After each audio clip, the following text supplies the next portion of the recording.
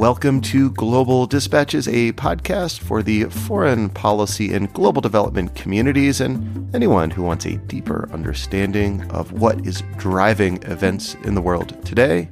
I'm your host, Mark Leon Goldberg, editor of UN Dispatch. Enjoy the show. On Monday, January 24th, mutineers in Burkina Faso overthrew the democratically elected president, Roch Kabore.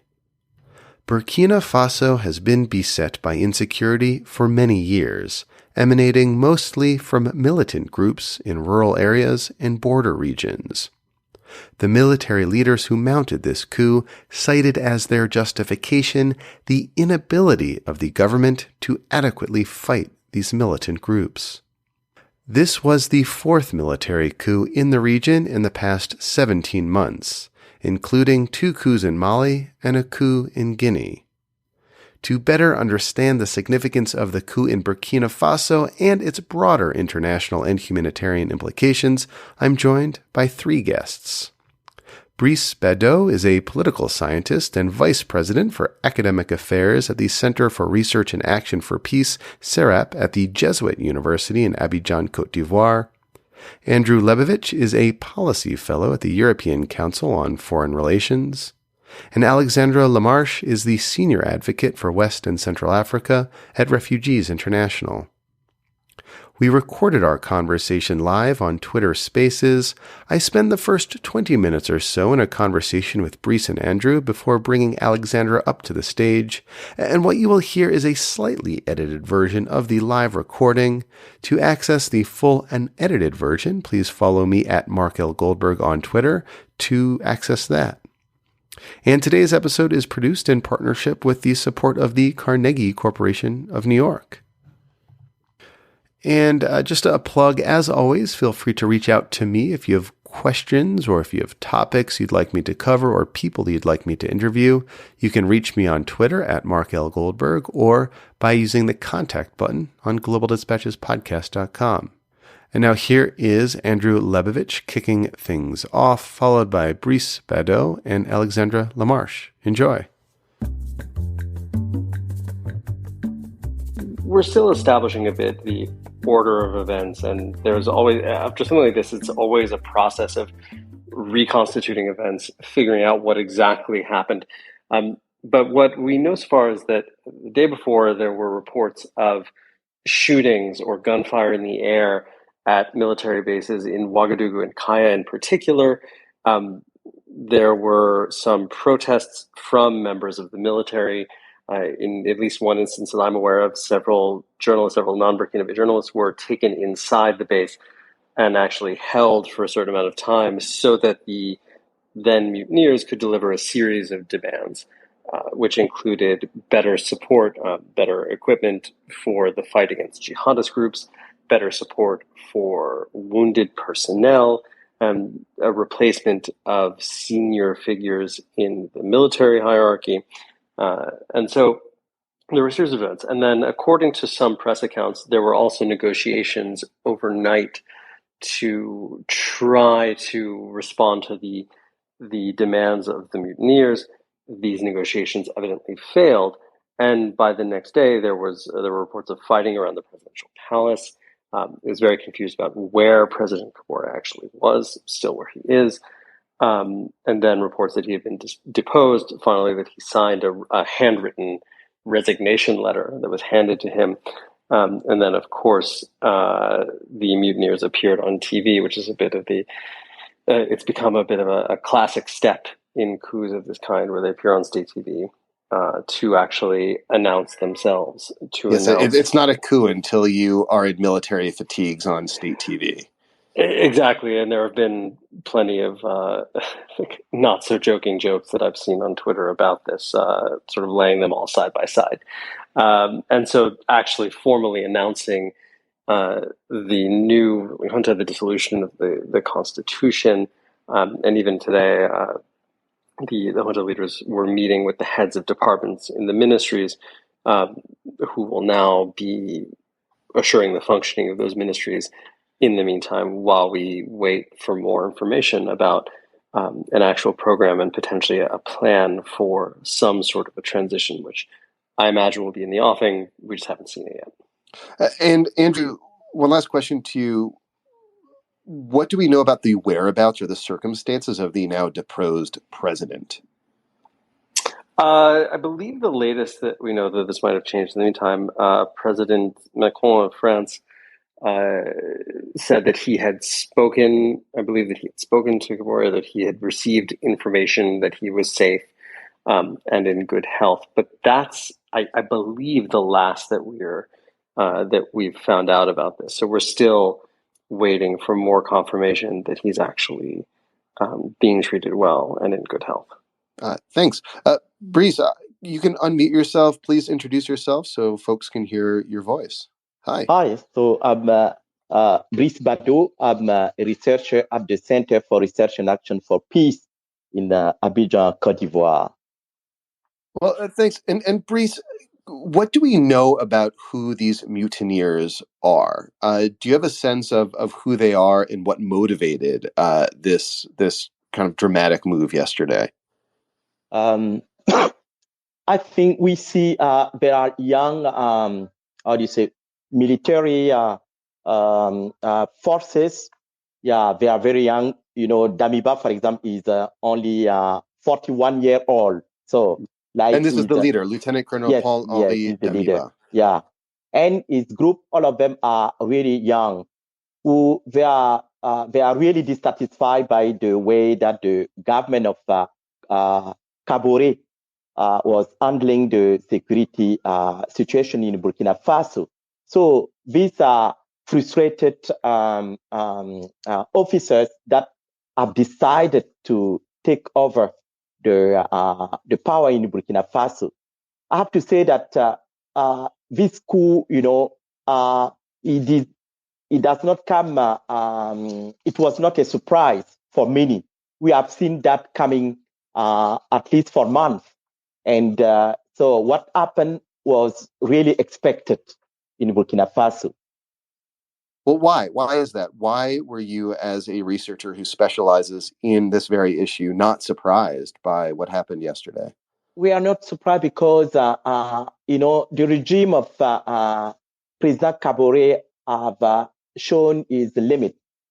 As you know, after he arrived in power in 2015, only 2 weeks later, Burkina Faso witnessed its first terrorist attack. You know, since then, Burkina Faso have witnessed a lot of terrorist attacks. And right now, you know, the government control only 1/3 of the country. So 2/3 of the country are under terrorist groups, you know, and we have a kind of more than almost 2 million of people that are internally displaced. All these things have shown that a kind of dissatisfaction.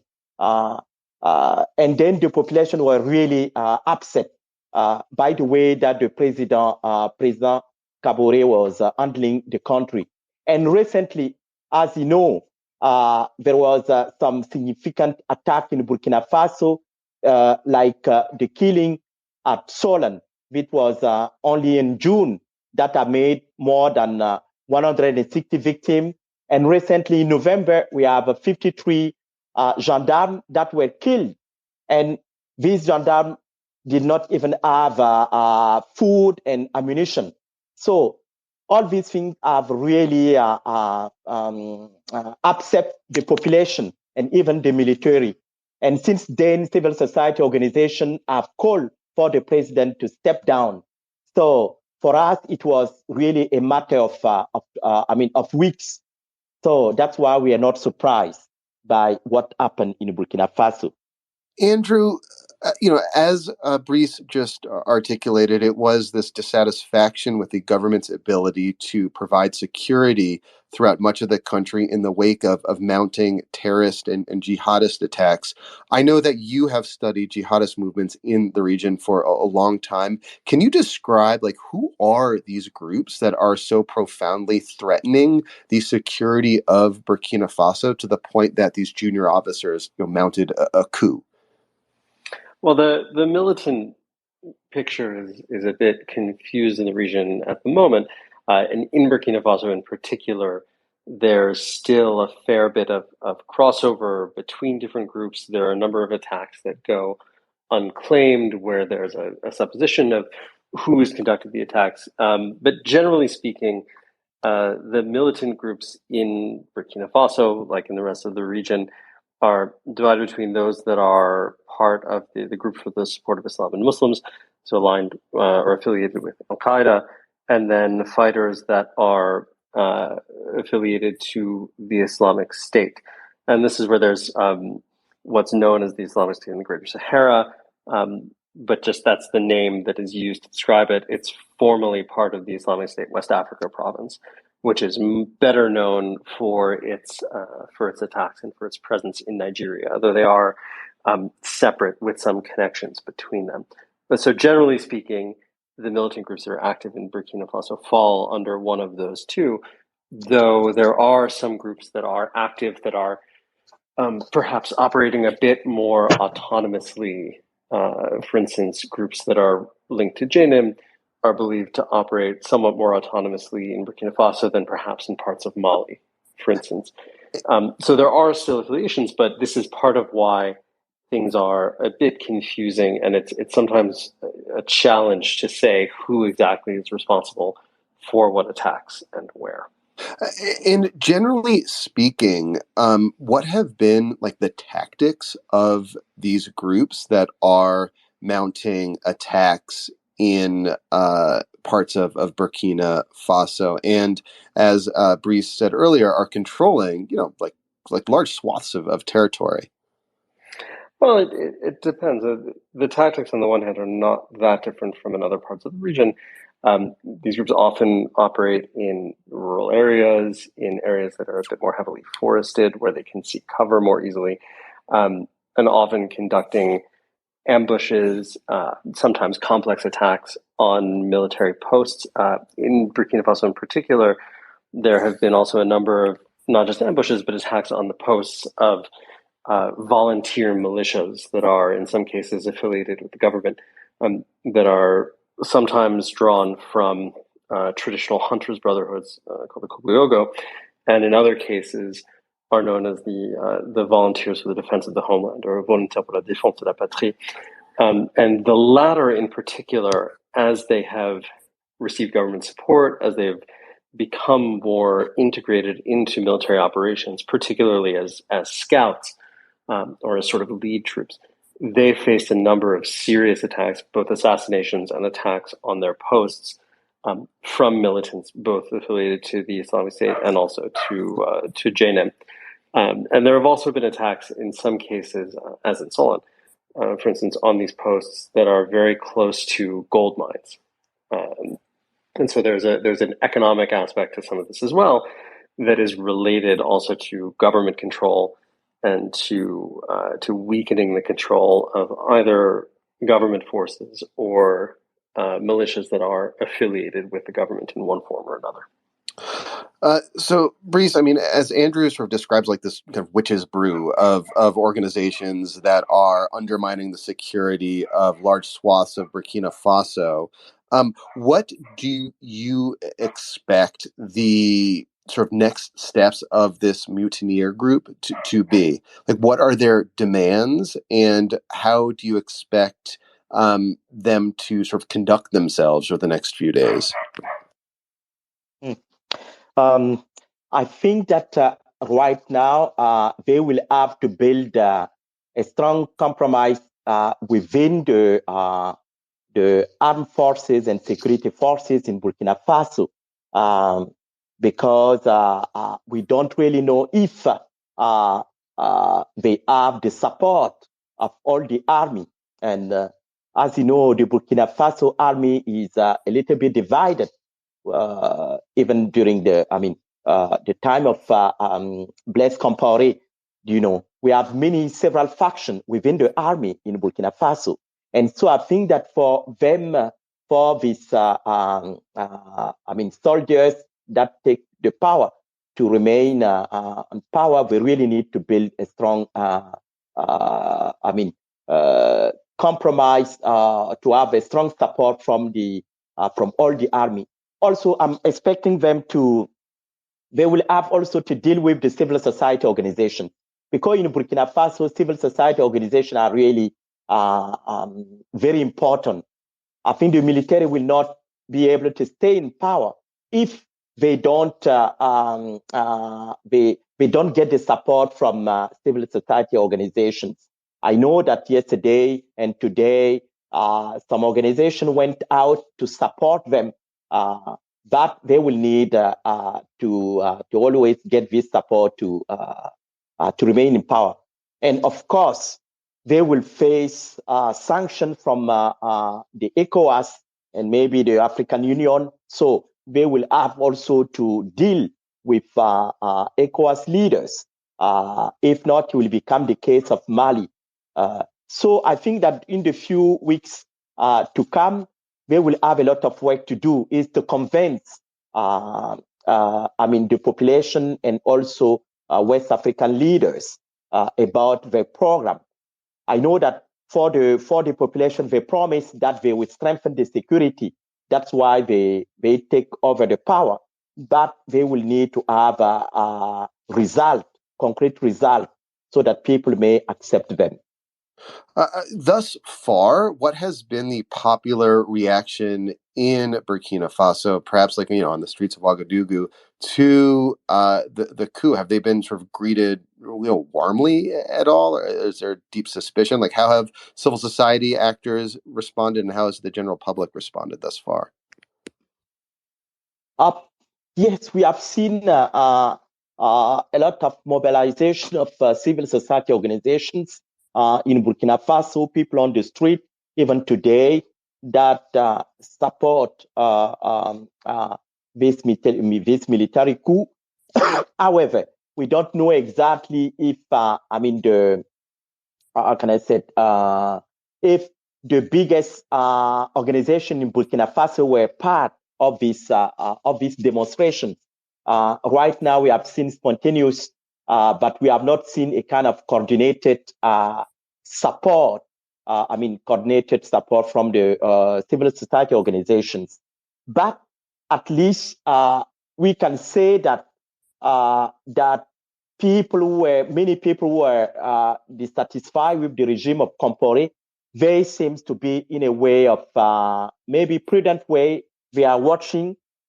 They attempt to support right now the military coup, because they could not see what the Kabore regime could improve in the security situation.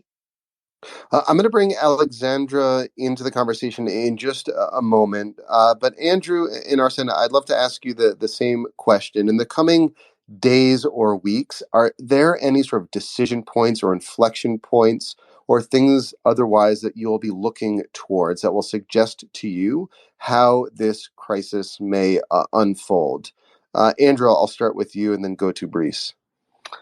Well, on a regional level, there's already been some reaction from the G5 Sahel and from ECOWAS.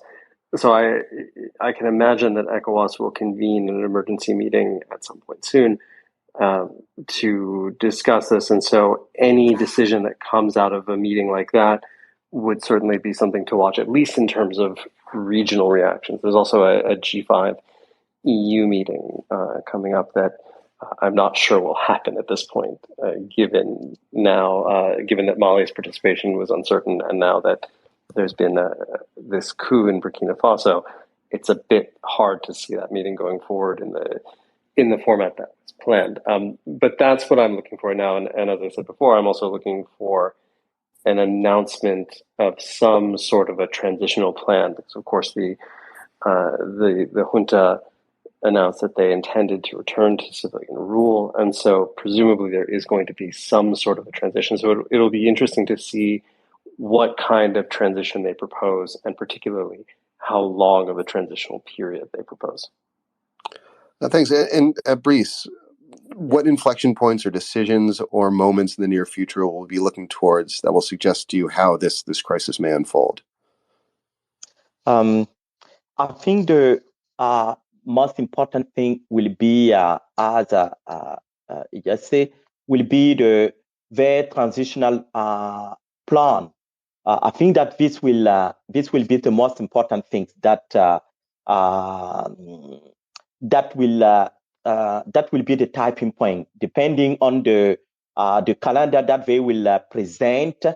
People, civil society organizations, and political parties within the country, they will have to take position, and also regional organizations like ECOWAS and the international community. I think also like France, which is very much involved in Francophone West Africa. All these actors will take position, and then we will see things will become a little bit clear. I opened this conversation by noting that this is now the fourth coup in the region in 17 months. That's 2 coups in Mali, 1 in Guinea, and now in Burkina Faso. If you sort of expand your geographic remit a little bit and go to Chad and Sudan, that's 2 more coups. Yes. Is this a contagion? And is there something like unique about this historic moment that is sort of driving all these military coups? Yes, I think that there is a crisis of legitimacy, and this is really important. For many years, we think that we define the legitimacy by the election. When you have been elected, you are legitimate. But right now, we have seen that from popular movement, that being elected is not seem to be enough. That people are expecting their government to be effective in delivering of public goods, such as security and other goods.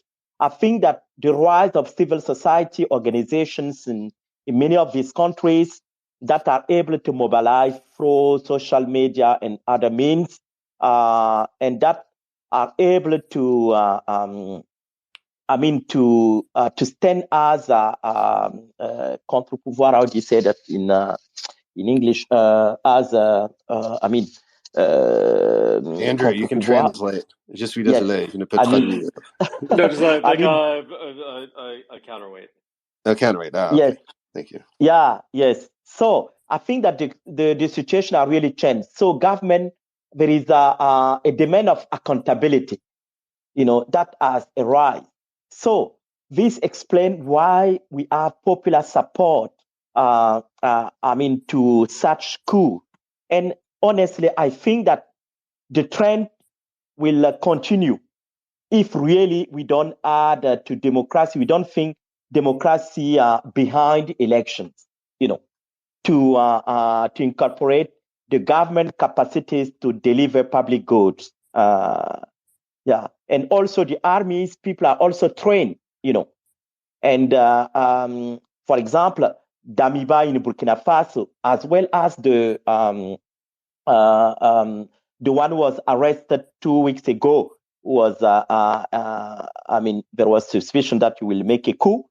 All these people are also I don't want to say intellectual until they publish books, So we do have a kind of military that has emerged, a kind of civil society that have emerged, and a population that have become more critical, So in such situations, I think that we will witness more demonstration that will challenge government, and maybe the military will seize this situation to take power.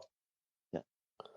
I also, if I can add really quickly, please, to build off of the last point, something else that's not necessarily a deciding factor, but is an interesting thing that's emerged in the current trend, is the participation of I guess you'd call them mid-level officers rather than junior officers, so lieutenant colonels, and particularly that have come from special units, special forces units, other kinds of special units that have been trained, that have in particular received quite a bit of European and American training, equipment, but also have received quite a bit of legitimacy from that, and have also been more active in combat operations. This is the case in Burkina Faso and in Mali, especially.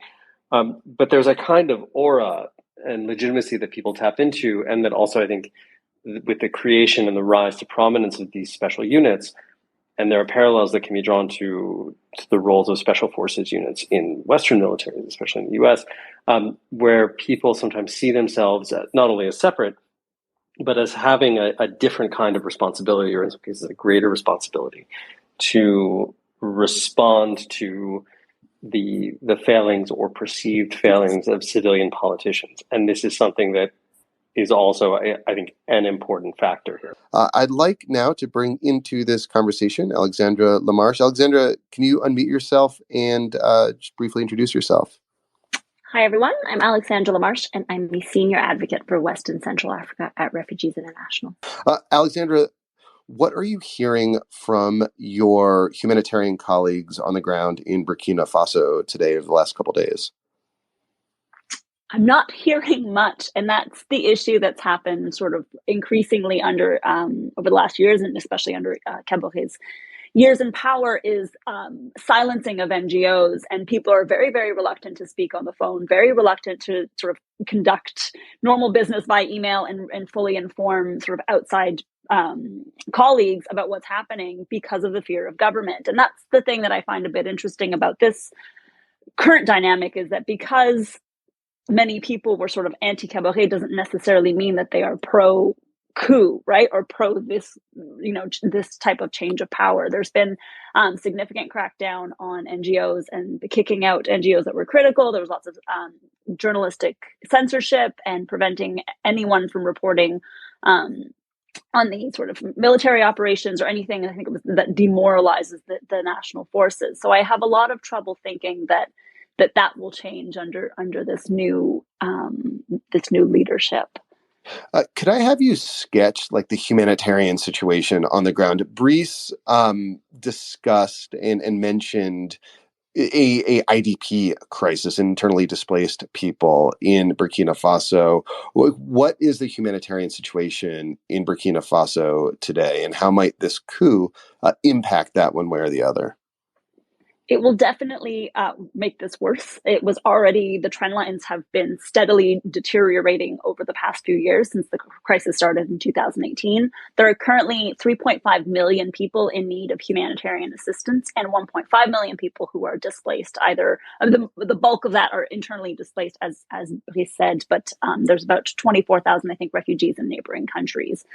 This has steadily declined. I wrote a report in July, and there were 1.2 million, so there's an extra about 300,000 people. So it's a constant spread of violence, constant waves of displacement. And it's important to note that the military is the most cited reason for displacement, as much as the violence of armed groups is extremely real and poses a very serious protection threat to people. The majority of people note that they are scared of national forces. So now that the national forces are in power, I anticipate that humanitarian needs and displacement numbers will both increase in the coming months.